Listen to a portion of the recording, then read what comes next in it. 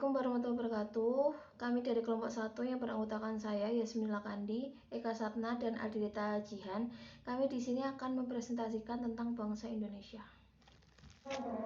Pengertian bangsa. Bangsa merupakan kelompok manusia yang dianggap nasional, mempunyai identitas bersama, serta memiliki kesamaan bangsa, ideologi, agama, sejarah, serta budaya. Mereka pada umumnya dianggap mempunyai asal-usul keturunan yang sama. Sedangkan dalam arti politis, bangsa adalah suatu masyarakat dalam satu daerah yang sama dan tunduk kepada kedaulatan negaranya sebagai suatu kekuasaan tertinggi keluar dan ke dalam. Sedangkan pengertian bangsa menurut para ahli, yang pertama yaitu menurut Ernest Renan, bangsa merupakan suatu kelompok manusia yang berbeda dalam sebuah ikatan batin yang dipersatukan karena mereka memiliki persamaan cita-cita dan sejarah yang sama. Yang kedua yaitu menurut Otto Bauer, bangsa adalah suatu kelompok manusia yang mempunyai persamaan sebuah karakter, sebuah persamaan nasib, serta pengalaman sejarah budaya yang tumbuh berkembang dengan bersama tumbuh kembangnya bangsa. Yang ketiga yaitu menurut Ben Anderson, bangsa adalah komunitas politik yang dibayangkan dalam wilayah yang jelas batasnya serta berdaulat. Dan yang terakhir yaitu keempat, menurut Hans Kohn, bangsa itu terjadi karena adanya persamaan bahasa, ras, adat istiadat, serta agama yang menjadi pembeda antara satu bangsa dengan bangsa yang lainnya. Selanjutnya adalah unsur-unsur terbentuknya negara. Macam unsur pembentuk negara ada dua, yaitu 1. Unsur konstitutif, yaitu unsur yang berarti bahwa dalam berdirinya, suatu negara haruslah memiliki rakyat, wilayah, dan pemerintahan yang berdaulat. 2. Unsur deklaratif, yaitu unsur yang berarti bahwa dalam berdirinya, suatu negara haruslah memenuhi tata aturan pergaulan internasional dan mendapat pengakuan dari negara lain.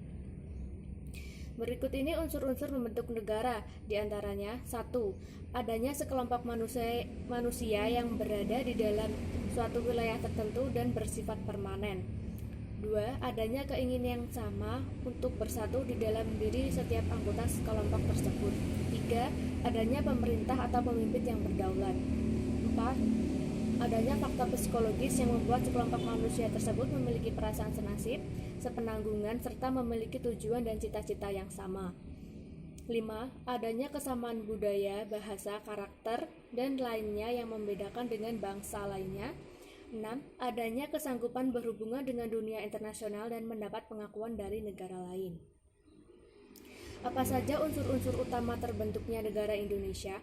Menurut Muhammad Yamin, unsur-unsur pembentuk kebangsaan Indonesia adalah persatuan dan kesatuan, serta bersendi kemauan, yaitu kemauan untuk bersatu. Terbentuknya suatu bangsa harus didasarkan pada faktor objektif yang terpenting, yaitu adanya kehendak atau kemauan yang bersama, yang dikenal dengan istilah nasionalisme. Di sini saya Adilita Jihan akan menjelaskan tentang faktor penting dalam pembentukan bangsa Indonesia. Ada beberapa faktor yang diperkirakan menjadi pembentuk suatu bangsa Indonesia, meliputi primordial, sakral, tokoh, Bhinneka Tunggal Ika, sejarah, perkembangan ekonomi, serta kelembagaan. Primordial di sini meliputi ikatan kekerabatan atau ikatan darah dan keluarga, kesamaan suku bangsa, daerah asal, bahasa, dan adat istiadat.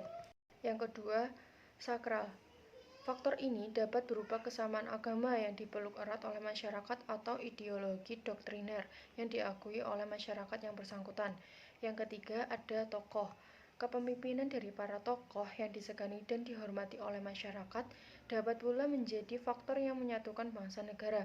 Pemimpin di beberapa negara dianggap sebagai penyambung lidah masyarakat, pemersatu rakyat, dan simbol persatuan bangsa yang bersangkutan. Yang keempat, ada Bhinneka Tunggal Ika. Pada dasarnya prinsip ini adalah kesediaan warga Indonesia atau warga bangsa untuk bersatu dalam perbedaan.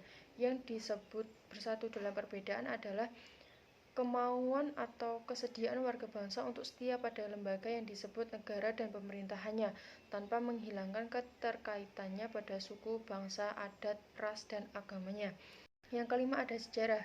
Persepsi yang sama di antara warga masyarakat tentang sejarah. Mereka dapat menyatukan diri ke dalam suatu bangsa.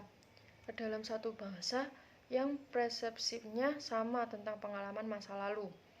Seperti sama-sama menderita karena penjajahan tidak hanya melahirkan solidaritas, tetapi juga melahirkan tekad dan tujuan yang sama antar anggota masyarakat itu. Yang keenam ada perkembangan ekonomi. Perkembangan ekonomi atau industrialisasi akan melahirkan spesialisasi pekerjaan dan profesi sesuai dengan aneka kebutuhan masyarakat sendiri. Sekian dari kelompok kami, terima kasih atas waktu yang telah diberikan. Dan kami mohon maaf yang sebesar-besarnya apabila ada salah penulisan dan ucapan. Bila ada yang ditanyakan nanti bisa ditanyakan di sesi tanya jawab. Assalamualaikum warahmatullahi wabarakatuh.